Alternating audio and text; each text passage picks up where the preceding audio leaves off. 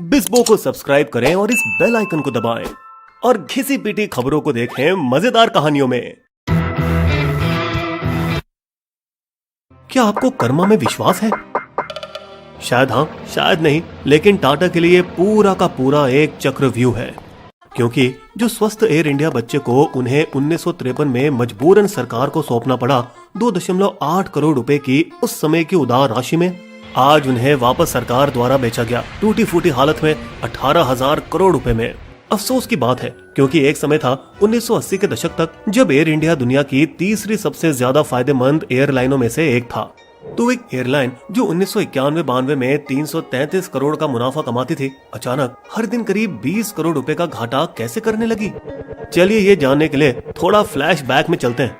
जहांगीर रतनजी दादाभाई टाटा उर्फ JRD टाटा एक उड़ान उत्साही और भारत के पहले लाइसेंस प्राप्त पायलट थे। सही से उन्हें श्रेय दिया जाता है भारत की एयरलाइन व्यवसाय की स्थापना करने के लिए।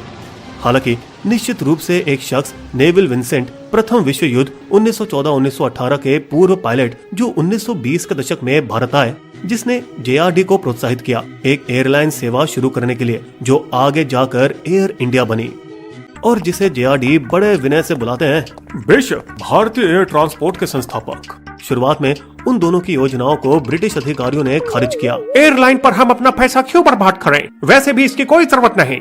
फिर दोराबजी टाटा ने इस मामले में हस्तक्षेप किया। हमें आपके पैसे की जरूरत नहीं, बस आपकी इजाजत चाहिए। जिसके बाद ही टाटा एयर मेल का जन्म हुआ 2 सिंगल इंजन वाले पुसमोथ एयरक्राफ्ट की खरीदी के साथ। अपनी पहली उड़ान भरी कराची से अहमदाबाद होते हुए बॉम्बे तक 15 अक्टूबर 1932 के दिन एक एयरमेल सेवा के रूप में कराची से अंतर्राष्ट्रीय पत्र उठाकर भारत भर उसे बटोरता और फिर भारत के विभिन्न क्षेत्रों से पत्र इकट्ठा करके उसे कराची भेजना। जैसे कि हम उम्मीद कर सकते हैं, JRD टाटा ने ही पहली उड़ान का खुद संचालन किया, अपनी उड़ान मार्ग पर टिके रहने के लिए नीचे की रेलवे लाइनों का इस्तेमाल करते हुए। दिशा में शंका होने पर अपनी जेब से एक बाईग्रेव स्लाइड नियम निकालकर उसकी मदद लेते थे। हर एक उड़ान में लगभग 8 घंटे लगते, क्योंकि पुराने जमाने का पुसमोथ प्लेन सिर्फ 50 मील 80 किलोमीटर प्रति घंटे की औसत गति से ही उड़ पाते थे। अपने पहले साल में टाटा एयर मेल ने कराची और मुंबई के बीच 300 से अधिक उड़ानें भरी, जिसमें 10 टन के पत्र उड़ाए और 155 यात्री भी, जिन्हें अक्सर मेल बैगों पर बैठना पड़ता था, क्योंकि उस वक्त विमान बहुत ही छोटे हुआ करते थे। उनके उद्यम ने संचालन के पहले ही साल में 60,000 रुपए कमाए। अपने 2 लाख रुपए निवेश पर 30% की वापसी। व्यक्तिगत परिवहन की बढ़ती जरूरतों को देखते हुए JRD ने 6 सीटर माइल्स मर्लिन के साथ कमर्शियल ऑपरेशन शुरू किया। बॉम्बे से त्रिवेंद्रम थी पहली उड़ान। आने जाने की कीमत 256 रुपए, जो आज 15,360 रुपए के बराबर है। 6 साल बाद 1938 में टाटा एयर मेल का नाम बदलकर टाटा एयर सर्विस, फिर 1946 में टाटा एयरलाइंस और फिर जुलाई 1948 में सूचीबद्ध होने के बाद एयर इंडिया इंटरनेशनल में बदला गया। बॉम्बे टू लंदन जून 1948 में इसकी पहली अंतर्राष्ट्रीय उड़ान थी। लेकिन टाटा लेबल के तहत ये और ऊंचाई नहीं भर सका, क्योंकि आजादी के बाद नवगठित नेहरू सरकार ने इसके पंख काट दिए। पहले 1947 में एयरलाइन का 49% हिस्सा लेकर और फिर 1953 में समाजवादी नीतियों की एक लहर में पूरी तरह से इसका राष्ट्रीयकरण किया। एयर इंडिया राष्ट्रीयकृत होने वाली एक लौती एयरलाइन नहीं थी। उस समय मौजूदा सभी 9 एयरलाइनों को या तो एयर इंडिया इंटरनेशनल या इंडियन एयरलाइंस में मिला दिया गया। रातों रात एयरलाइन चलाना अवैध माना गया, जिसमें कम से कम 1,000 रुपए प्रति उड़ान का जुर्माना या 3 महीने तक कैद या दोनों का दंड था। अपने एयरलाइन का राष्ट्रीयकरण होना JRD को विश्वासघात जैसा लगा, खासकर जब नेहरू जी खुद हमेशा इसकी तारीफ करते रहते थे। मैं बहुत ही प्रभावित हूँ कि कैसे एयर इंडिया ने भारत के विमानन क्षेत्र को बदल दिया। इसलिए वे व्यक्तिगत रूप से और भी ज्यादा अपमानित हुए। सरकार हमसे बात के बिना इतना बड़ा कदम कैसे उठा सकती है? जब इस बात को प्रधानमंत्री के सामने लाने की कोशिश की, पंडित जी, एयरलाइन उद्योग के लिए आपकी क्या योजनाएं हैं? जब भी JRD ने इस विषय पर बात करना चाहा, नेहरू अपनी नजर खिड़की के बाहर घुमा लेते थे। समझ गया, इस पर चर्चा करना ही नहीं चाहते आप। लेकिन नेहरू की इस बात पर दाद देनी चाहिए कि उन्होंने JRD का महत्व समझा और उन्हें एयर इंडिया और इंडियन एयरलाइंस दोनों का अध्यक्ष नियुक्त किया। जल्द ही सेवाएं शुरू हुई। पूर्व में बैंकॉक, हांगकांग और टोक्यो, अफ्रीका में नैरोबी, यूरोप में रोम और पेरिस और कई अन्य मंजिलों के बीच न्यूयॉर्क भी। 25 साल 1953 से 1978 तक JRD ने एयरलाइन का पालन पोषण किया। उच्च मानक स्थापित किए और बनाए रखा, जिसका यात्रियों ने मजा लिया। ये सब किया टाटा सन्स के चेयरमैन होते हुए भी, जिसकी मंडली में 50 से अधिक कंपनियां थी, पर अपना आधा समय एयर इंडिया पर खर्च करते हुए भी उन्होंने एक पैसा तक नहीं लिया। कई बार खुद वाहनों का निरीक्षण किया, छोटी छोटी चीजों पर गौर किया जिसे सही करने की जरूरत थी। एयर होस्टेस की साड़ियों के रंग और हेयर स्टाइल से लेकर कितनी वाइन ग्लास में डाली जानी चाहिए, 150 से 180 मिलीलीटर, 5 से 6 आउंस, और उसे कैसे पकड़ना है तने पर, अंगूठे और तर्जनी के बीच। शौचालय में टॉयलेट पेपर की उपलब्धता तक जेआरडी हर चीज पर गौर किया करते थे। यहाँ तक कि एक दिन क्रू के साथ गंदे शौचालय को साफ करने में मदद की। अगर उन्हें कभी गंदा एयरलाइन काउंटर नजर आता तो वो डस्टर मांग उसे खुद ही साफ करने लग जाते। इस तरह बना air India palace in the sky luxury यात्रा का ठेकेदार, जो खाने में परोसता था केवियार, एक खास कीमती मछली के अंडे। उनका फर्स्ट क्लास इतना खास था कि स्वीडन के राजा रानी एयर इंडिया में सफर करना पसंद करते थे, और पोप पॉल छठे भी, जो वे 1964 में भारत यात्रा के लिए आए थे। 1955 में चीनी प्रधान ज़ोउ एनलाइन ने इसे इंडोनेशिया की यात्रा के लिए चुना, क्योंकि चीन के पास उस वक्त लंबी दूरी के विमान नहीं थे। एयर इंडिया पहली एशियाई एयरलाइन थी जिसने अपने विमान समुदाय में जेट इंजन का प्लेन खरीदा, गौरी शंकर बोइंग 707-420। हालांकि एयर इंडिया की सबसे टिकाऊ विरासत शायद उसका महाराजा है, एक ऐसा आइकन जो अपने आकाओं के कई उथल पुथल से बच निकला, जो कि बनाया गया एयर इंडिया के कमर्शियल डायरेक्टर बॉबी कुका और उमेश राव विज्ञापन एजेंसी JWT के एक आर्टिस्ट 1946 में। शुरू में इसे सिर्फ ऑफिस के मेमो पैड पर इस्तेमाल किया गया, लेकिन जल्द ही महाराजा सभी विज्ञापनों पर छा गए, एक ऐसे ब्रांड एम्बेसडर जैसे कि उसे कोई कभी न भूल पाए। जेआरडी की सौंदर्य शास्त्र दृष्टि ने कई चित्र इकट्ठा किए। जतिन दास से लेकर अंजलि ईला मेनन, MF हुसैन और VS गायतोंडे जैसे नामचीन कलाकारों के 4000 से ज्यादा आर्ट वर्क जमा किए। एक लिमिटेड एडिशन एस्ट्रे भी बनाया, जिसमें एक सांप का शरीर चारों ओर लपेटा हुआ है, 2 अजीबोगरीब हाथी सिर और एक हंस पर, जिसे डिजाइन किया और बनाया फेमस सररियल कलाकार साल्वाडोर डाली ने।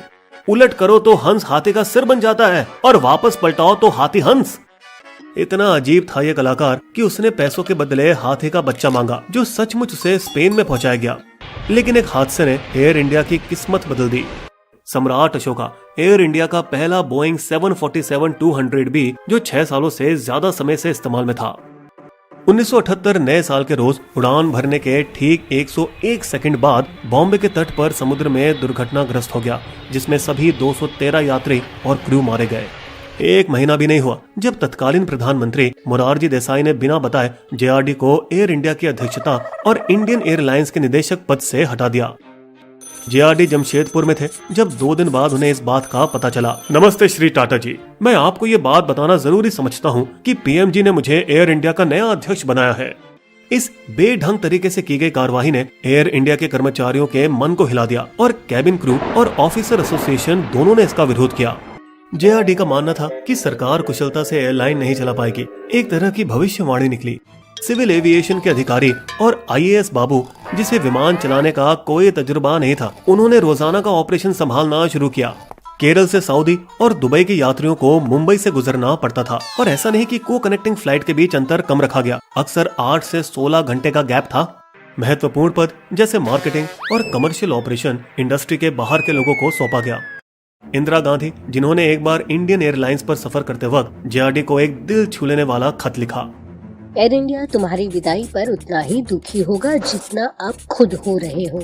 आप ना ही सिर्फ उनके सरदार थे, बल्कि संस्थापक और पोषणकर्ता भी थे, और जिससे आपका गहरा भावनात्मक लगाव था। 1980 में सत्ता में लौटने के बाद उन्होंने जेआरडी को दोनों एयरलाइनों के बोर्ड पर पुनः नियुक्त किया। वो 82 साल की आयु तक उस पद पर बने रहे, जब तत्कालीन प्रधानमंत्री राजीव गांधी ने रतन टाटा को अध्यक्ष नियुक्त किया, जिन्होंने 3 साल के छोटे कार्यकाल 1986 से 89 के बाद इस्तीफा दे दिया। उनके जाने के तुरंत बाद एयर इंडिया की किस्मत डूबने लगी। 1997-98 में 181 करोड़ का नुकसान किया, मगर फिर कुछ समय के लिए 2002 से 2005 में मुनाफा कमाया। फिर समझो उस पर कुछ परमाणु बम जैसा असर पड़ा। जुलाई 2005 में भारत और अमेरिका के बीच एक परमाणु समझौता संपन्न हुआ, जो अगले साल हस्ताक्षरित किया गया, जहां यूएस भारत के साथ परमाणु संयोग पर राजी हुआ। हालांकि दोनों नेताओं को अपने अपने देशों में प्रतिक्रिया का सामना करना पड़ा, यहाँ तक कि भाजपा और लेफ्ट दलों ने यूपीए एक सरकार को गिराने की कोशिश तक की। एक घटना जो Hindi film the accidental prime minister में विस्तार से बताई गई, जबकि जॉर्ज डब्ल्यू बुश को अमेरिकी कांग्रेस में आलोचना का सामना करना पड़ा, जो भारत पर प्रतिबंध लगाना चाहते थे क्योंकि अप्रसार और व्यापक परीक्षण प्रतिबंध संधियों पर उन्होंने हस्ताक्षर नहीं किया था। तो भारत को इससे बचाने के लिए बुश ने सिंह को परखना चाहा कि क्या वो कार्यवाही को माफ करवाने के बदले में कुछ मुआवजा देने को राजी थे। आपने अभी अभी यूरोप के एयरबस को 10 विमानों का ऑर्डर दिया है, क्या यह सही है प्रधानमंत्री जी? अगर आप इसकी बजाय हमारी अमेरिकन बोइंग का 100 प्लेनों का ऑर्डर देते हैं तो शायद मैं अमेरिकी कांग्रेस को भारत पर प्रतिबंध न लगाने के लिए मना कर सकूं। यही वजह थी कि बोइंग को 111 विमानों का ऑर्डर दिया गया, जबकि जरूरत थी सिर्फ 10 की, जिस वजह से कर्ज और ब्याज भुगतान पर भारी बोझ पड़ने लगे। लेकिन एक अलग वाकया था इंडियन एयरलाइंस और एयर इंडिया का विलय, जो दोनों के ताबूत का आखिरी कील था। जो चीज परिचालन दक्षता को बढ़ाने के लिए किया गया, हकीकत में उसने दोनों का विनाश किया। बिस्बो एयर इंडिया पर पहले भी 2 वीडियो बना चुका है, पहला जिसमें उसकी समस्याओं को दिखाया गया है और दूसरा उसकी बिक्री के असफल प्रयास के कारण। अब एयरलाइन वापस आ गई है अपने असली मालिक के पास। टाटा बनेंगे एयर इंडिया और एयर इंडिया एक्सप्रेस के 100% मालिक, यानी सरकार का इसमें कोई हिस्सा नहीं रहेगा। साथ ही उन्हें ground handling company air India sets में 50% मिलेगा और सरकार इसमें आधी हिस्सेदारी रखेगी। सौंपा जाएगा 141 विमान, जिसमें कुछ को रख रखाव की सख्त जरूरत है। 173 मंजिलों पर उड़ने का हक, जिसमें होंगे 55 अंतर्राष्ट्रीय और आखिरी लेकिन मूल्यवान महाराजा का स्वामित्व।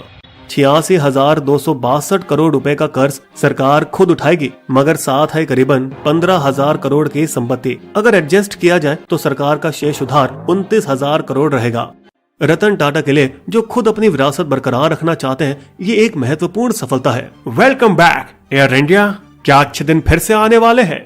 परिशिष्ट भाग। अक्टूबर 1982 में 78 वर्षीय जेआरडी, जिन्हें पिछले महीने ही एंजाइना दर्द हुआ था, अपनी पहली उड़ान की स्वर्ण जयंती के मौके पर खुद कराची से मुंबई एक पुराना पुश मोड चलाकर अपनी पहली उड़ान पुनः अधिनियमित की। जमा पत्रकारों की भीड़ इस ऐतिहासिक घटना को रिपोर्ट करने के लिए इकट्ठा हुई थी, जिनमें से बीबीसी संवाददाता मार्क टूली ने मजाकिया सवाल पूछा, तो क्या आप रहोगे जब भारत इस मौके की सेंचुरी मनाएगा? बेशक, मैं जरूर रहूंगा। देखिएगा महोदय, मुझे पुनर्जन्म में विश्वास है। अब ये कर्मा नहीं तो क्या है? बिस्बो की शायरी। 25 बरसों बाद मिला लौट के पहला प्यार, मगर बहुत बेहाल उसकी हालत है इस बार जेआरडी के प्यार की। बिस्बो कहता बात, देखें कितने सुधरेंगे एयर इंडिया के हालात।